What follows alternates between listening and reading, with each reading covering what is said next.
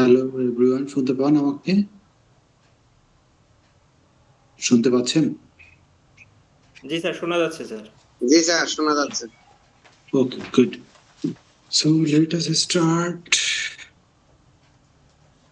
export import financing, right?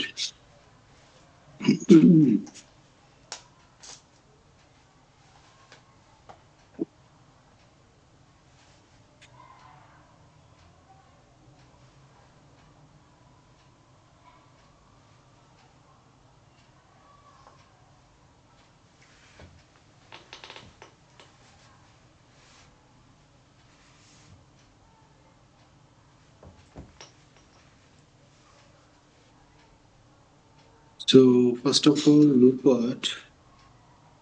what is export and what is import, এটা নতুন করে কিছু বলার নাই।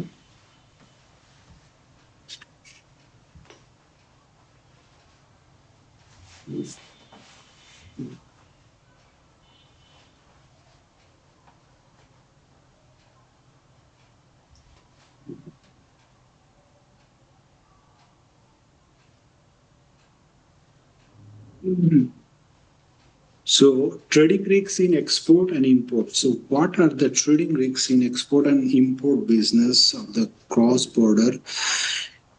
Like one country to another country, export business include physical risk. যে আমরা দেখছি, আমরা সাউথ আফ্রিকার কিছু কান্ট্রিতে বড় বড় এক্সপোর্ট ইম্পোর্টের জাহাজগুলো সোমালিয়াতে কিন্তু জলদস্যুরা এটাকে ক্যাপচার করে নিচ্ছে। প্লাস ন্যাচারাল ডিজাস্টারের কারণেও কিন্তু ফিজিক্যাল রিস্ক হয়ে যায়। সো সবকিছুতেই আপনার ফিজিক্যালি পণ্যটা আসবে কিনা বা এটা আদৌ ওইভাবে আমার ফ্যাক্টরি পর্যন্ত পৌঁছাবে কিনা, that is sorry, that is important, and this is called physical risk. Credit risk is default by customers. আমার দেখা এমনও দেখেছি চায়না থেকে ইম্পোর্ট করেছে, সে কোনো একটা চায়নাতে এক্সপোর্ট করেছে, বাট সেই এক্সপোর্টের টাকা আর ফেরত আসে নাই, এমনও হয়েছে। হ্যাঁ, তো ক্রেডিট রিস্কের ক্ষেত্রে হচ্ছে যে you always sell on credit and subject to the condition that your product will be deliver to the buyers premises, তাই না? যে বায়ার্স প্রেমিসেসে আমার পণ্যটা পৌঁছাবে, এই কন্ডিশনে আমি যখন সেল করি তখন এই ক্রেডিটটা রিয়েলাইজেশনের একটা ফ্যাক্টর থাকে। যদি ক্রেডিট রিয়েলাইজেশন না হয়, there is a risk. Trade risk কি? Trade risk customer refused to accept the shipment. সে আপনাদের এক্সপোর্ট ইম্পোর্টারের মধ্যে এগ্রিমেন্ট হয়ে গেছে, ট্রেডিং চ্যানেল কি হবে, প্রাইসিং হয়ে গেছে, প্রোডাক্ট ফিক্সিং হয়েছে, সিএসআই হয়ে গেছে, হ্যাঁ, টিএর প্রি শিপমেন্ট ইন্সপেকশন হয়ে গেছে, everything is done, the products are on factory, but all on a sudden importer refuses to take the shipment. In that case, কিন্তু আপনার এটা হচ্ছে ট্রেড রিস্ক। লিকুইডিটি রিস্কটা কি? Inability to pay the dues.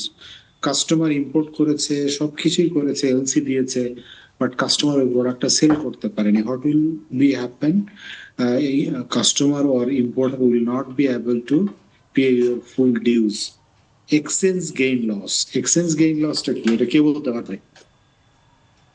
Currency রেটের কারণে যে gain or loss হয় foreign এক্সচেঞ্জে।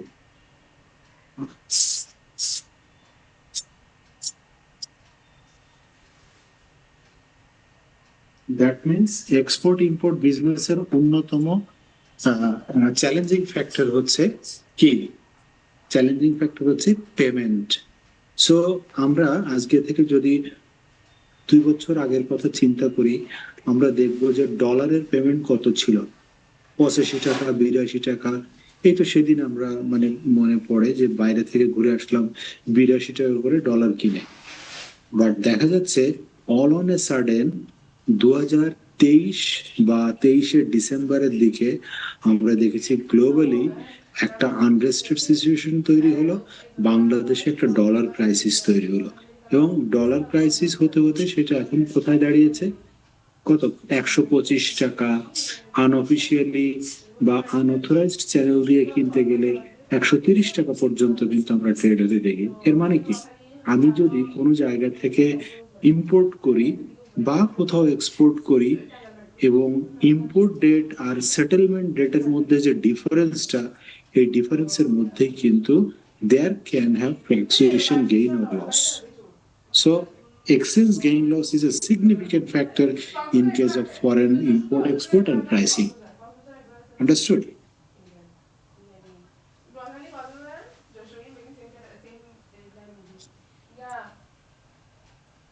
Okay.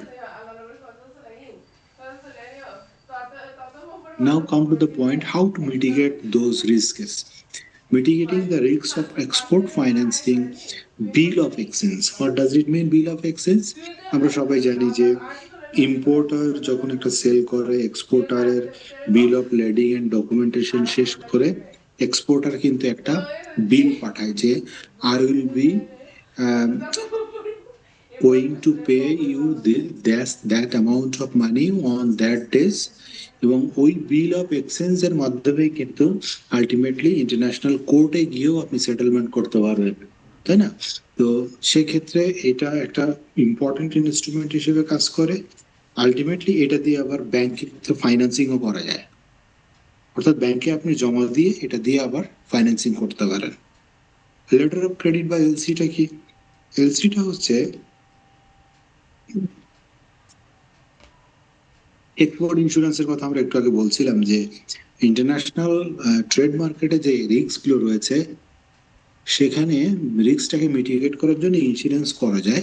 ক্রেডিটটাকে এক্সপোর্ট ক্রেডিটটাকে মিটিগেট করার জন্য ইন্স্যুরেন্স করা যায়, অর্থাৎ আমি যে ওয়ান ক্রেডিটে সেল করেছি ওই টাকাটা আদৌ ফেরত আসবে কিনা সেটার এগেনস্টও আমি ইন্স্যুরেন্স করতে পারি। তাহলে এলসিটা কি আমরা এবার শিখবো। LC, letter of credit. LC is a contractual agreement between buyer's bank and seller's bank মানে কি বা সেলার্স। বায়ার্স ব্যাংক মানে হচ্ছে যে ইম্পোর্ট করেছে সে যে টাকাটা পে করবে এর গ্যারান্টি কোথায়? ধরেন আমি আমি আমেরিকা থেকে কোনো প্রোডাক্ট ইম্পোর্ট করছি, তাহলে আমি যে ইম্পোর্ট করছি আমার সাথে বায়ারের সেলারের দেখা সাক্ষাৎ কিচ্ছু নাই, ওভার ফোন বা মেইলে আমাদের যোগাযোগ হয়েছে, ওভার ফোনে কথা হয়েছে, মেইলে যোগাযোগ হয়েছে, দ্যাটস ইট। কিন্তু আমি যে ইম্পোর্ট করে এই একটা মিনিট,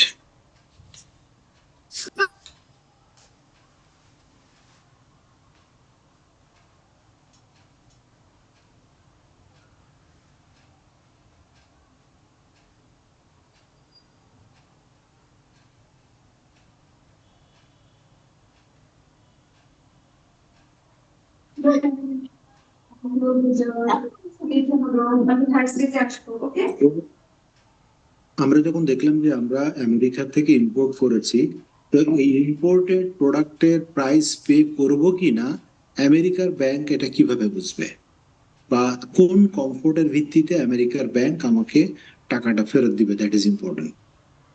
সো আমি importer, so it is my responsibility to build up the comfort of exporters bank, অর্থাৎ এক্সপোর্টার যে আমেরিকায় রয়েছে তার কমফোর্টটা বিল্ড আপ করা আমার দায়িত্ব। তখন আমি কি করব? সে আমি স্ট্যান্ডার্ড চার্টার ব্যাংকে যাব, স্ট্যান্ডার্ড চার্টার ব্যাংকে গিয়ে বলবো I will import this amount of money from America and you are requested, বা এসসিবি কে বা স্ট্যান্ডার্ড চার্টার ব্যাংককে আমরা রিকোয়েস্ট করব যে আপনি আমার পক্ষে আমেরিকান ইম্পোর্টার এক্সপোর্টারের যে ব্যাংক আছে এই ব্যাংকে আপনি কমফোর্ট দিবেন যে আমি এই মালটা পেলে 15 ডেজ বা 45 ডেজের মধ্যে আমি এই টাকাটা ফুললি পে করে দিব। এবং পে করব কার মাধ্যমে? স্ট্যান্ডার্ড চার্টার ব্যাংকের মাধ্যমে, ওখানকার লোকাল কাস্টমারের ব্যাংক অ্যাকাউন্টে। তাহলে কি দাঁড়ালো? আমেরিকাতে যে ইম্পোর্ট, আমেরিকা থেকে যে এক্সপোর্ট করছে সেও একটা কমফোর্ট পেল স্ট্যান্ডার্ড চার্টার ব্যাংক বাংলাদেশ থেকে, এবং ওই কমফোর্ট লেটারটা চলে যাচ্ছে ইম্পোর্টারের ব্যাংকে, প্লাস হচ্ছে আপনার এক্সপোর্টারের ব্যাংকে, মানে ইম্পোর্টারের ব্যাংকের এলসি চলে যাচ্ছে এক্সপোর্টারের ব্যাংকের কাছে, এবং এখান থেকে একটা লিখিত ইন্টারন্যাশনাল কোর্টে যেটা এক্সিকিউট করা যায় এবং এরকম একটা লিখিত লেটার চলে যাচ্ছে, that is called letter of credit বা এলসি। তার মানে আপনি খেয়াল করেন সে এক্সপোর্টার যদি ইউএসএ তে থাকে, এটা বোঝা খুবই জরুরি, ইউএসএ তে থাকে, ইম্পোর্টার যদি বাংলাদেশে থাকে, তাহলে কি হচ্ছে, আগে এই দুইজনের মধ্যে যোগাযোগ হচ্ছে ইম্পোর্ট এক্সপোর্ট নিয়ে। যোগাযোগ হওয়ার পরে যখন প্রোডাক্ট ফিক্সিং হলো, প্রাইসিং হলো, তখন এই যে ইম্পোর্টারের ব্যাংক অর্থাৎ এসিবি তে চলে গেল এবং সে একটা এলসির জন্য অ্যাপ্লাই করেছে। অ্যাপ্লাই করলে ইম্পোর্টারের ব্যাংক এক্সপোর্টারের ব্যাংকের কাছে এলসি ইস্যু করেছে, এই যে issue letter of credit issue করার পরে এক্সপোর্টার কিন্তু ওটার একটা কপি পেয়ে গেল যে ইম্পোর্টারের ব্যাংক এক্সপোর্টারের ব্যাংকে একটা লেটার অফ ক্রেডিট দিয়েছে যেটার এগেনস্টে এত টাকা পেমেন্ট করবে। আচ্ছা, এই এলসি পাওয়ার পরে এক্সপোর্টার কি করবে, শিপমেন্ট করবে, মাল শিপমেন্ট করবে। তো মাল শিপমেন্ট করলে তারা তো এখান থেকে সরাসরি শিপে মাল পাঠিয়ে দিবে বাংলাদেশে। শিপমেন্ট করার পরে বিল অফ লেডিং টেডিং যত ডকুমেন্ট আছে সে কি করবে, এক্সপোর্টারের ব্যাংকে পাঠাবে। এই এক্সপোর্টারের ব্যাংক আবার ইম্পোর্টারের ব্যাংকে সমস্ত ডকুমেন্ট ফরওয়ার্ড করবে। ইম্পোর্টারের ব্যাংক অর্থাৎ বাংলাদেশের এসসিবি, স্ট্যান্ডার্ড চার্টার্ড ব্যাংক, আবার এই যে ইম্পোর্টার তাকে সমস্ত ডকুমেন্ট পাঠাবে। এই সেট অফ ডকুমেন্ট নিয়েই শুধুমাত্র সে কাস্টমস অফিসে গিয়ে প্রোডাক্ট ছাড়াতে পারবে। যখন প্রোডাক্ট ছাড়াতে পারবে তখন ওই বিল অফ লেডিং ট্রেডিং সমস্ত কিছু জমা দিবে, প্রোডাক্ট অ্যাকসেপ্টেন্স দিয়ে অ্যাকসেপ্টেন্স লেটারও পাঠিয়ে দিবে কার কাছে, এই ব্যাংকের মাধ্যমে। ডকুমেন্ট গুলো সমস্ত কিন্তু ব্যাংকের মাধ্যমে লেনদেন হয়, এটা মনে রাখতে হবে। তো আলটিমেটলি কিন্তু এক্সপোর্টার ব্যাংকে অ্যাকসেপ্টেন্স লেটার দিয়ে দিবে যে ওকে, হ্যাঁ আমি মাল বুঝে পেয়েছি, আমার ফ্যাক্টরিতে মাল এসছে এবং আমি আলটিমেটলি এটার পেমেন্ট দিব।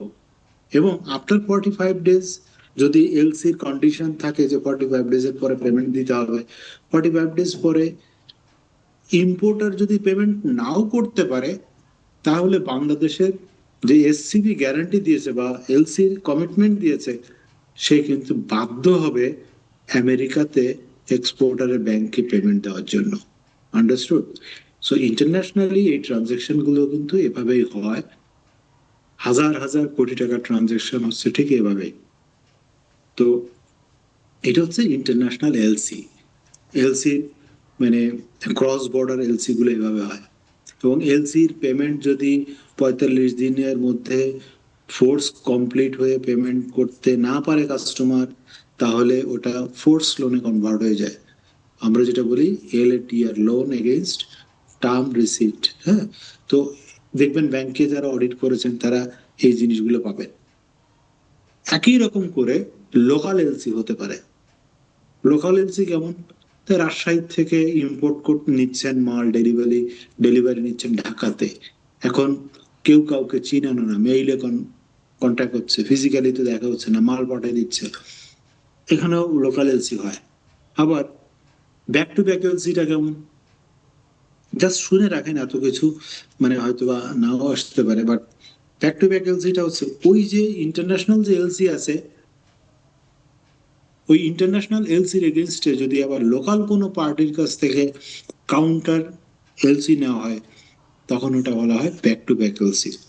মানে ইন্টারন্যাশনাল একটা এলসির এগেনস্টে এলসিটাকে সিকিউরিটি রেখে নতুন করে লোকাল কোনো সাপ্লায়ারের কাছ থেকে, অর্থাৎ আমি আমেরিকাতে এক্সপোর্ট করব, এখন আমি কি করলাম, আমেরিকার একটা এলসি নিলাম, নেওয়ার পরে ওই আমেরিকাতে মালামাল এক্সপোর্ট করার জন্য আমার তো লোকাল অনেকের কাছ থেকে র মেটেরিয়াল কিনতে হবে। তা আমি ওই আমেরিকার এক্সপোর্ট করব, এই এলসিটা দেখায় আমি কিন্তু লোকাল ব্যাংকে আবার আমি বলতে পারি আমার র মেটেরিয়াল কালেকশনের জন্য আপনাকে লোকাল পার্টিকে লেটার অফ ক্রেডিট দিতে হবে। বুঝতে পারছেন? তো ইন্টারন্যাশনাল এলসি লোকাল এলসির মধ্যে পার্থক্য বোঝা গেছে? জি স্যার, জি।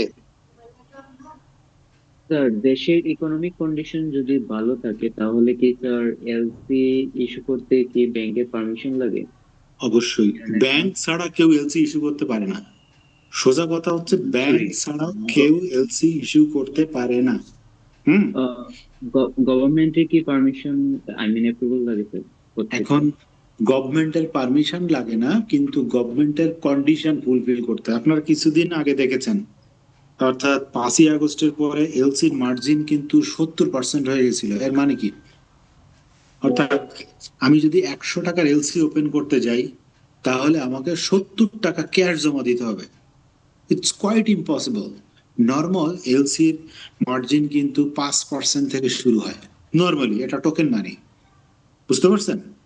ব্যাংকগুলো যদি ভালো কাস্টমার হয়, সেখানে ক্যাশ মার্জিন হয় 5%। ক্যাশ মার্জিন মানে কি? যে আমি একটা এলসি খুলবো, বাইরে থেকে র মেটেরিয়াল আনবো, টোটাল যে প্রোডাক্টের প্রাইস হবে বা এলসির যে প্রাইস হবে, তার 5% মাত্র আমি জমা দিব ব্যাংকে। দিলে ব্যাংক আমার নামে এলসি খুলে আমার এক্সপোর্টারের ব্যাংকের কাছে পাঠিয়ে দিবে। বুঝতে পারছেন? কিন্তু ব্যাংক যদি দেখে দেশের ইকোনমিক অবস্থা খারাপ, পার্টিরা is not solvent, credit period is very tight, credit পিরিয়ডের ভিতর মালামাল সেল হওয়ার সম্ভাবনা নেই, দ্যার ইজ বিজনেস রিস্ক, এবং ক্রেডিটের যে এলসি নিচ্ছে, এলসি ক্রেডিট নিচ্ছে, তার পেমেন্ট হিস্ট্রি খুব খারাপ, তখন কি করবে? রিস্ক বেসড প্রাইসিং হবে। অর্থাৎ যার এলসি মার্জিন যত রিস্কি, তার থেকে তত বেশি এলসি মার্জিন নেওয়া হবে।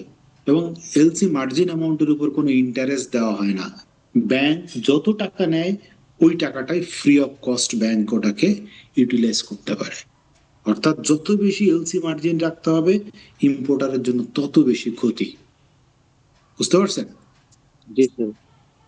ওকে।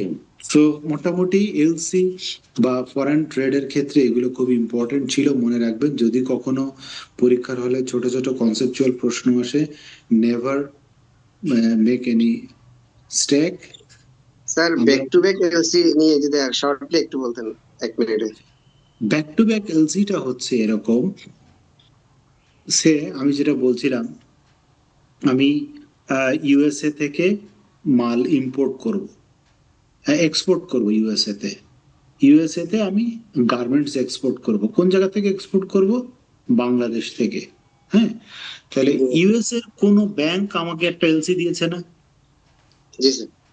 আচ্ছা, ইউএস এর কোন ব্যাংক আমাকে এলসি দিয়েছে, এবং যে কমিটমেন্টটা দিয়েছে, আমি ওই যে এক্সপোর্ট করব, ওইটার মালামাল কোথায় পাবো? কোনো ইপিজেড এ যাব, তাই না? ইপিজেড জি এ স্যার। গিয়ে বলবো যে এখান থেকে আমি মালামাল প্রডিউস করে সেল করবো। এখন ইপিজেড এ যাবেন যে, আপনি ধরেন গার্মেন্টস সেল করবেন, তো গার্মেন্টস এ আপনার যে ক্লথস, অ্যান্সিলিয়ারি যত র মেটেরিয়ালস দরকার হয়, ওই র মেটেরিয়ালস আপনি কোথা থেকে আনবেন? রাজশাহী কটন আনবেন, নরসিংদীর থেকে কটন আনবেন, এখান থেকে মালামাল আনবেন, সিলেট থেকে মালামাল আনবেন। তো এই যে রাজশাহী থেকে যে সিল্ক আপনাকে সাপ্লাই দিচ্ছে, এ তো কয়েক স্যার। কোটি টাকার সিল্ক আপনাকে সাপ্লাই দিবে। তো ও রাইট। কোন ভিত্তিতে আপনাকে দিবে?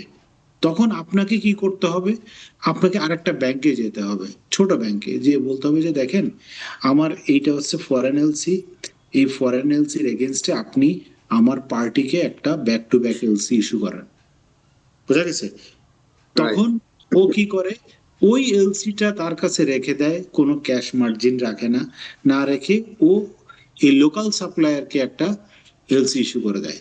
তো লোকাল সাপ্লায়ারের এলসি যখন ইপিজেড এ যায়, ওখানে টার্মস কন্ডিশন এভাবে থাকে, ইপিজেড থেকে মালামালটা যখন এক্সপোর্ট হয়, এক্সপোর্ট করে যখন টাকাটা ঘরে আসে, ওই টাকাটা দিয়ে আবার লোকাল এলসির পেমেন্ট দিয়ে দেয়। পেমেন্ট করে। বুঝতে পারছেন? জি স্যার। এই জন্য জি sir. Back to back. Thank you. Okay, তাহলে আমরা এই চ্যাপ্টারে আর কোনো কোশ্চেন আছে কারো? স্যার, গ্রামীণ ফোন যদি কালকে নতুন করে শেয়ার ইস্যু করে মার্কেটে, তখন ওইটার টাইটেলিং কি হবে? আইপিও হবে না আরপিও হবে? গ্রামীণ ফোন অলরেডি লিস্টেড কোম্পানি। জি হ্যাঁ, স্যার। প্রথম কথা।